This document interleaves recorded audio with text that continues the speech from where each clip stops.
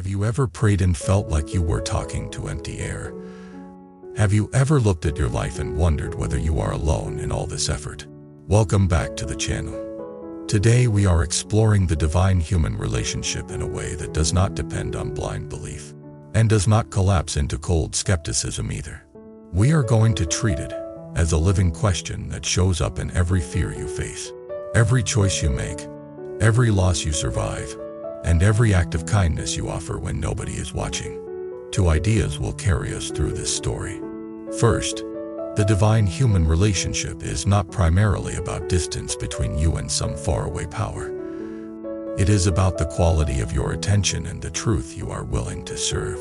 Second, the most practical expression of that relationship is karma in motion, because every intention is a conversation with life, and every consequence is life answering back. Let us start with the problem most people secretly carry. They hear words like God, divine, grace, surrender, and it sounds either comforting or suspicious. Comforting when life feels too heavy to carry alone. Suspicious when they have seen religion used to control people. So the heart wants meaning, but the mind wants proof. That inner conflict can become a silent war. The Bhagavad Gita speaks directly to this war, not as an abstract debate, but as a battlefield of human experience. It does not start with a calm philosopher in a quiet room. It starts with a human being shaken by doubt, overwhelmed by moral complexity, and uncertain about the right action. This is the perfect place to begin, because most of us meet the divine question not through theology, but through crisis. So let me tell you a story. Because stories show what philosophy means in real life. There is a person named Ria. Not a real name, but a real situation. Ria is intelligent, responsible, and tired. She grew up hearing that the divine is loving, guiding, near. But as she became older, life became complicated. A family conflict that never fully healed. A friend who betrayed her trust. A career path that looked successful but felt empty. And one loss that shook her so deeply she stopped believing in easy explanation. Ria still wanted to be a good person. She still wanted to live with integrity. But inside, she felt something break. Not her morality, but her confidence in meaning. She began to ask a question that many people ask quietly. If the divine is real and caring, why does life feel so harsh? If the divine is near, why do I feel alone? These questions are not disrespect. These questions are honesty. And honesty is the beginning of wisdom. Ria tried prayer, but prayer felt like sending messages to a phone that never replies. She tried meditation, but meditation sometimes made her more aware of her sadness. She tried to distract herself with productivity, but the emptiness returned at night like a tide. Then one day she heard a teacher speak about the divine-human relationship in a different way. The teacher said something that changed the frame. The divine is not only a person you ask for favors. The divine is also the principle of truth that calls you to become your highest self. Relationship is not only asking. Relationship is aligning. When you align with truth, you experience the divine as guidance inside your own conscience and clarity. Inside your own mind. This did not solve all of real-life problems, but it changed her posture. She stopped looking for a distant rescue and began looking for a present direction. That is the first demystifectionek. The divine-human relationship is not only vertical, like a powerless human begging a powerful being. It is also horizontal, like a human learning to cooperate with the laws of life. And those laws are not merely physical. They are moral and psychological too. When you plant honesty, you harvest trust. When you plant cruelty, you harvest fear. When you plant discipline, you harvest skill. When you plant generosity, you harvest connection. This is karma, not as superstition, but as lived consequence. So Ria began an experiment. She stopped trying to force belief. Instead, she started practicing relationship as action. Every morning, she asked one question. What does truth ask of me today? Not what does my ego want. Not what will impress others, not what will avoid discomfort, but what does truth ask?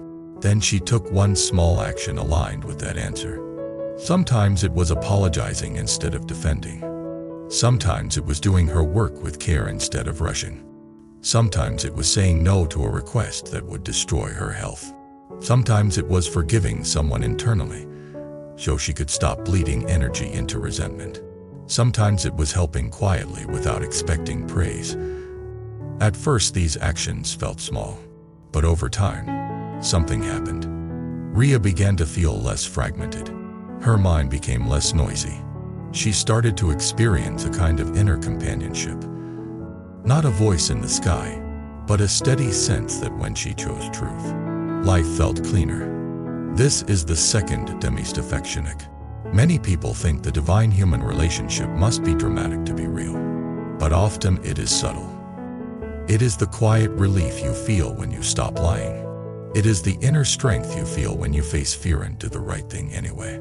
It is the peace that appears when you stop trying to control everything and start doing your part with sincerity. Now let us deepen this, because there is a real danger here. Some people hear a line with truth and they become rigid.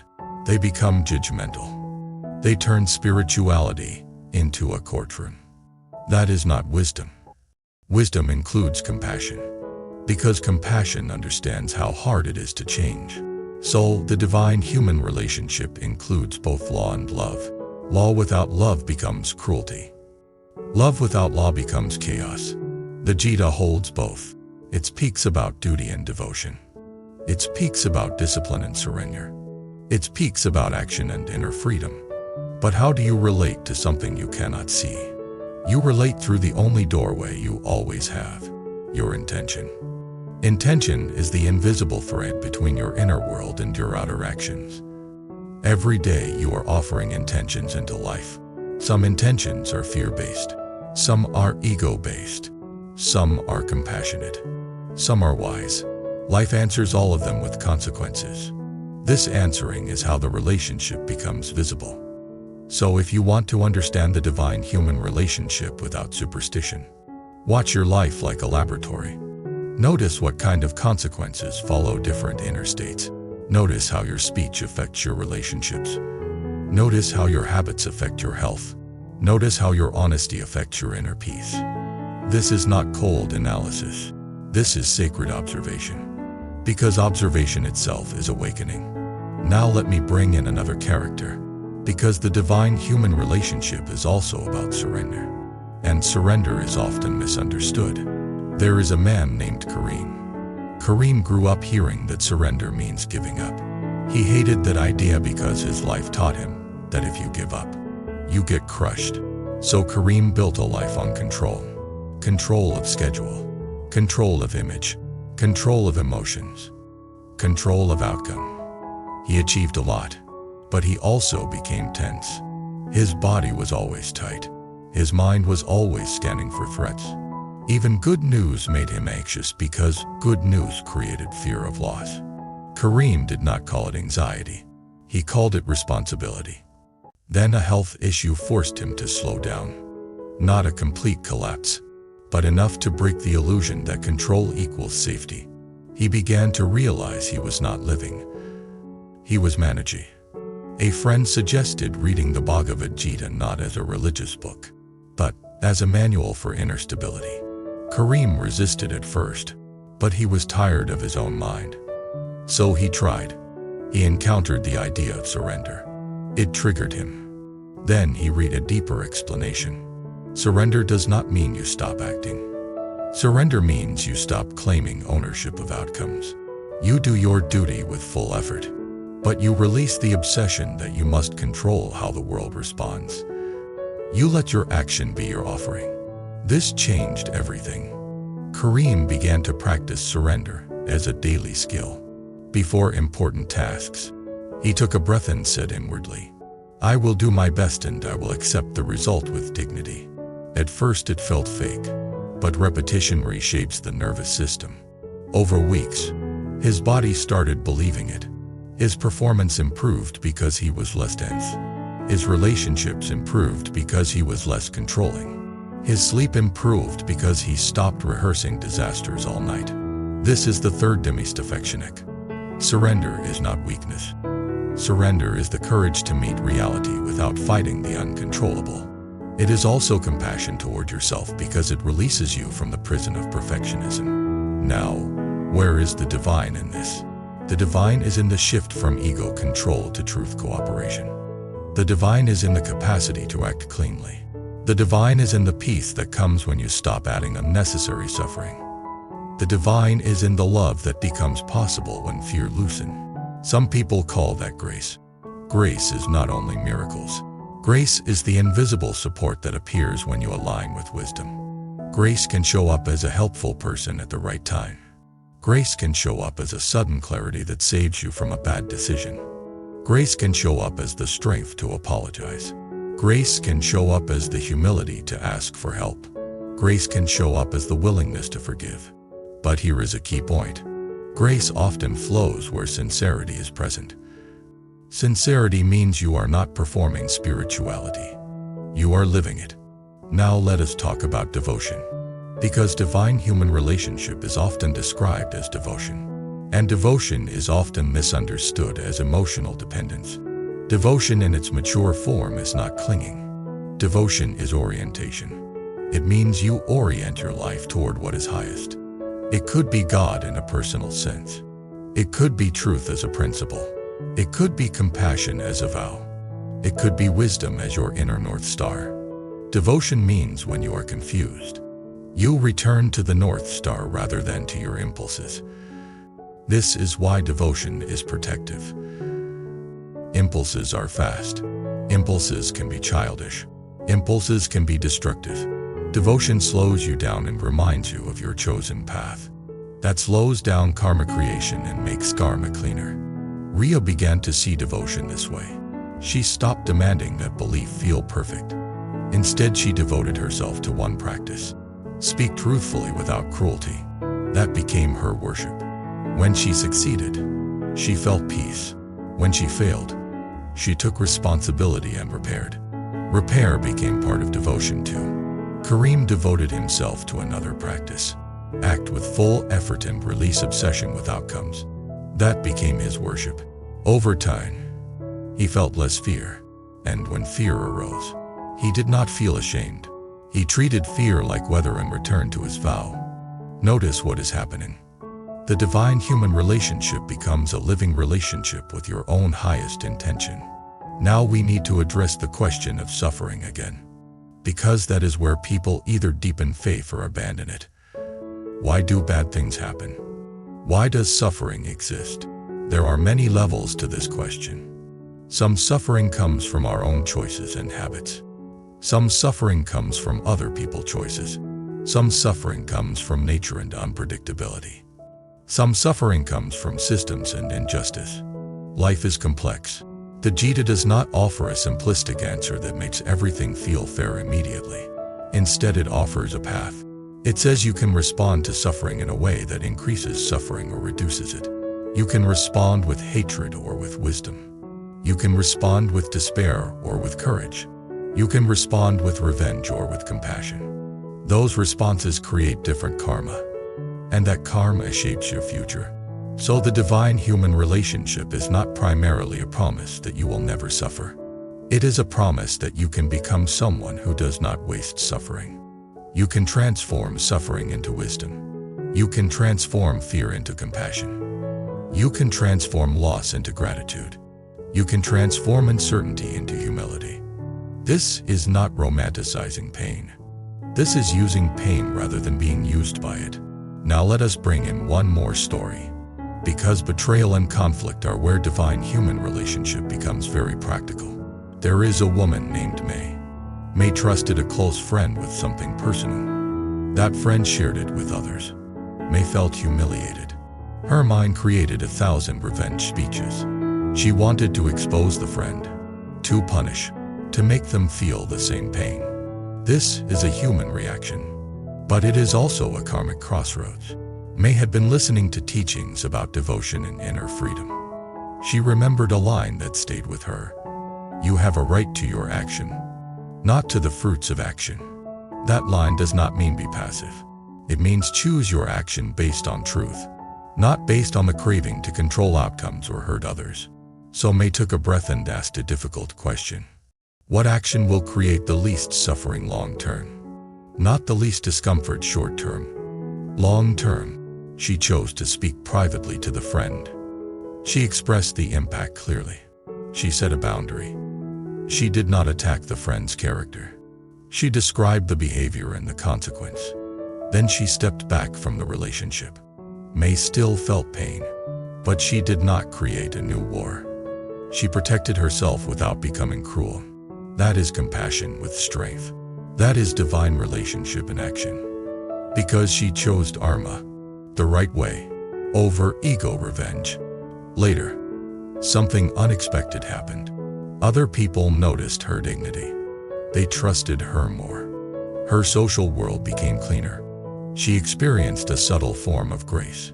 Not because the world became perfect, but because her karma became cleaner.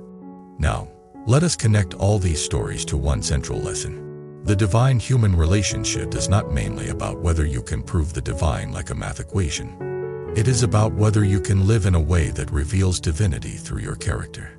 When you act with wisdom and compassion, you become a channel of something higher than your ego. You become a presence that reduces suffering. That is the deepest form of worship. And now we come to the most important part. How do you sustain this relationship when life is messy? You sustain it through practice. Practice means you return daily. Return to breath when you are triggered. Return to truth when you are tempted to lie. Return to compassion when you are tempted to punish. Return to discipline when you are tempted to escape. Return to humility when you are tempted to feel superior. Return to surrender when you are tempted to control. Each return is a renewal of relationship, and each return creates karma that shapes destiny. This is why the Gita is often described as a practical spiritual guide. It does not ask you to run away from life. It asks you to bring your highest self into life. It asks you to transform ordinary duties into sacred offerings. So if you feel far from the divine, do not force belief. Start with one honest action, one compassionate action, one act of integrity, one moment of surrender, one apology, one forgiveness, one refusal to gossip, one breath before speaking in anger. That is where relationship begins. Now I want to share a reflection that often creates strong resonance. Many people think the divine-human relationship should feel like constant comfort, but real relationship often includes challenge. A good teacher does not only praise you, a good teacher corrects you. In the same way, life corrects you through consequence. Consequence is not punishment. Consequence is education. When you learn from consequence, you become wiser. When you become wiser, life becomes less chaotic. This is spiritual growth. Rhea learned that her pain was also teaching her boundaries, self-respect, and sincerity. Kareem learned that his control was fear dressed as strength, and surrender was the true strength. May learned that dignity is more powerful than revenge. None of them became perfect, but all of them became more awake. That is the real miracle. Now we close, and I want to speak to you directly. If you want a real divine-human relationship, do not look only for signs in the sky. Look for truth in your own choices. Look for compassion in your own speech. Look for surrender in your own nervous system. Look for devotion in your daily discipline.